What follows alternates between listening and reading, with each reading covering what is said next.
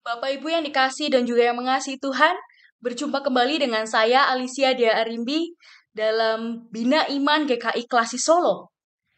Pada saat yang berbahagia ini Bapak Ibu, kita akan bersama-sama belajar mengenai firman Tuhan dengan tema Ia datang dan memperkenalkan dirinya. Namun sebelum itu, saya mau mengajak Bapak Ibu Saudara sekalian untuk satu di dalam doa. Mari kita berdoa. Bapa di sorga, kami ucap syukur untuk setiap berkat juga setiap penyertaan-Mu.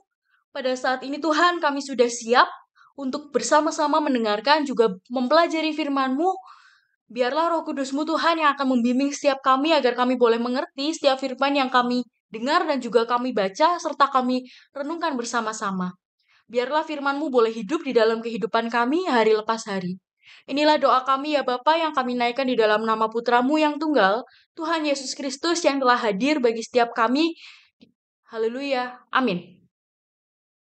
Bapak, Ibu, dan Saudara yang kasih Tuhan, pembacaan firman Tuhan pada hari ini diambil dari Injil menurut Matius pasal yang pertama ayat 1 sampai 17. Injil menurut Matius pasal 1 ayat 1 sampai 17 berbunyi demikian. Inilah silsilah Yesus Kristus anak Daud, anak Abraham. Abraham memperanakan Ishak, Ishak memperanakan Yakub, Yakub memperanakan Yehuda dan saudara-saudaranya. Yehuda memperanakan Peres dan Zerah dari Tamar. Peres memperanakan Hezron. Hezron memperanakan Ram. Ram memperanakan Aminadab. Aminadab memperanakan Nahason. Nahason memperanakan Salmon. Salmon memperanakan Boas dari Rahab. Boas memperanakan Obed dari Rut. Obed memperanakan Isai. Isai memperanakan Raja Daud. Daud memperanakan Salomo dari istri Uria. Salomo memperanakan Rehabeam. Rehabeam memperanakan Abia. Abia memperanakan Asa. Asa memperanakan Yosafat. Yosafat memperanakan Yoram. Yoram memperanakan Uzia. Uzia memperanakan Yotam. Yotam memperanakan Ahaz. Ahaz memperanakan Hizkia. Hizkia memperanakan Manasye. Manasye memperanakan Amon. Amon memperanakan Yosia. Yosia memperanakan Yekonya dan saudara-saudaranya pada waktu pembuangan Babel. Sesudah pembuangan Babel, Yekonya memperanakan Sealtiel. Sealtiel memperanakan Zerubabel. Zerubabel memperanakan Abihud. Abihud memperanakan Elyakim. Elyakim memperanakan Azor. Azor memperanakan Zadok. Zadok memperanakan Akim. Akim memperanakan Eliud. Eliud memperanakan Eleazar. Eleazar memperanakan Matan. Matan memperanakan Yakub.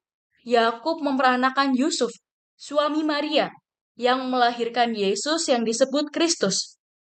Jadi seluruhnya ada 14 keturunan dari Abraham sampai Daud, 14 keturunan dari Daud sampai pembuangan Babel, dan 14 keturunan dari pembuangan Babel sampai Kristus. Demikianlah pembacaan firman Tuhan. Berbahagialah setiap kita yang boleh mendengarkannya dan juga menghidupinya, serta hidup bersama-sama dengan firman yang telah kita kenal. Haleluya.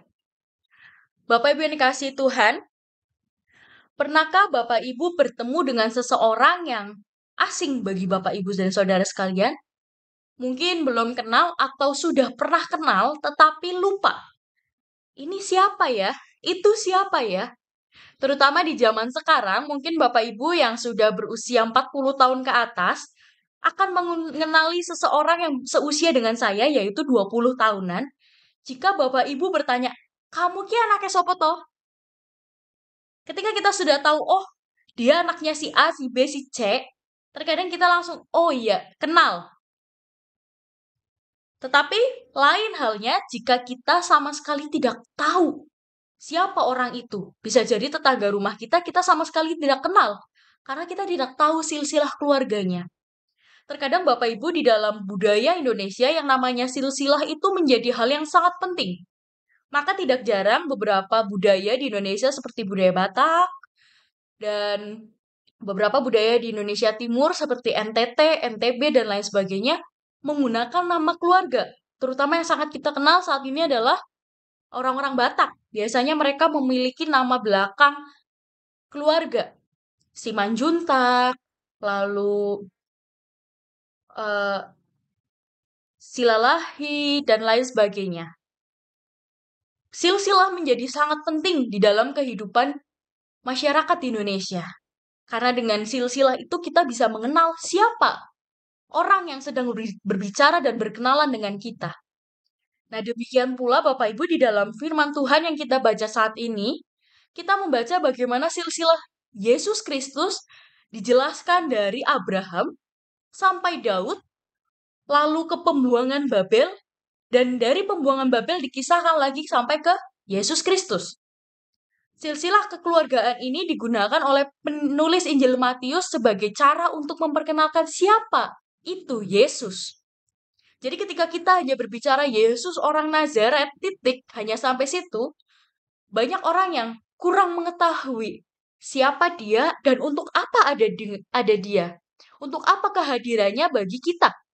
Tetapi ketika kita menjelaskan dia adalah anak dari Yusuf, dan seterusnya kita menjelaskan silsilahnya, orang-orang kala itu yang hidup di zaman penulis Matius, mereka menjadi mengenal Yesus dan paham akan tujuan hadirnya Yesus. Demikian pula kita saat ini Bapak Ibu, kita sangat penting untuk mengetahui silsilah Yesus Kristus. Silsilah ini tidak hanya digunakan untuk kita asal tahu saja, tetapi digunakan untuk kita juga mengerti apa maksud tujuan kehadiran Yesus Kristus. Di dalam firman Tuhan yang kita punya saat ini, kita bisa melihat apa sejatinya tujuan Yesus Kristus ini hadir. Jadi Bapak Ibu, awal mulanya bangsa Israel sempat mengalami kehancuran, kejatuhan Israel. Dan setelah itu Allah berfirman untuk memberikan pengharapan kepada mereka bahwasanya akan lahir seorang pemimpin, seorang yang diurapi daripada keturunan Daud, dan dialah yang dinubuatkan para nabi sebelumnya, yaitu Yesus Kristus. Yesus Kristus adalah penggenapan dari nubuat-nubuat para nabi yang berbicara mengenai pemimpin yang akan memulihkan seseorang yang akan diurapi dari keturunan Daud. Maka dari itu saat ini kita sangat penting untuk mengetahui bahwasanya Yesus adalah seseorang atau suatu penggenapan yang diberikan Allah bagi kita yang telah dinubuatkan oleh para nabi sebagai Ia yang diurapi. Bahwasanya kehadiran Tuhan Yesus ini bukanlah kehadiran yang asal hadir atau seseorang yang asal ada di dalam kehidupan kita. Melainkan kehadiran Tuhan Yesus adalah janji Allah akan adanya pemulihan. Janji Allah akan adanya pemulihan ini diwujudkan dari adanya pengharapan di dalam diri Yesus.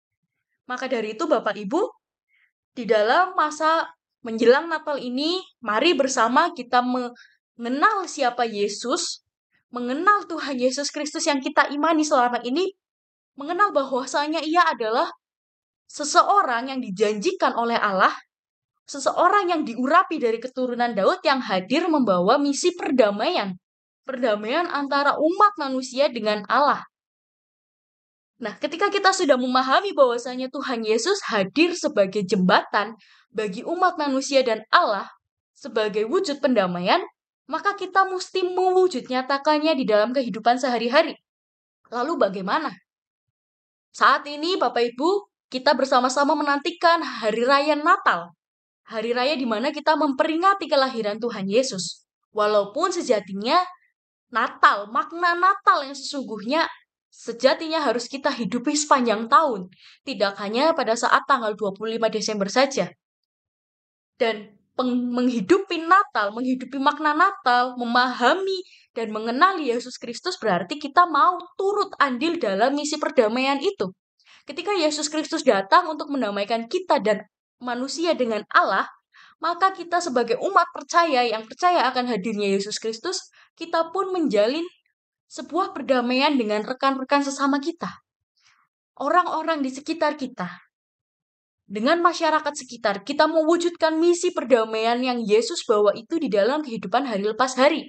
Maka dari itu Bapak Ibu di dalam penantian Hari Raya Natal ini, marilah kita bersama-sama memperbarui hati kita untuk memahami dan juga mengenali misi Yesus Kristus, yaitu membawa perdamaian. Menjadi pendamai bagi kita manusia yang penuh dengan dosa, dan Allah, begitu juga kita, menjadi agen-agen perdamaian di antara sesama kita. Amin. Saat teduh bagi setiap kita.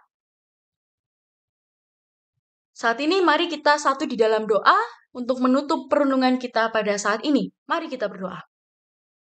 Bapa di sorga, kami ucap syukur untuk setiap berkat juga penyertaan-Mu.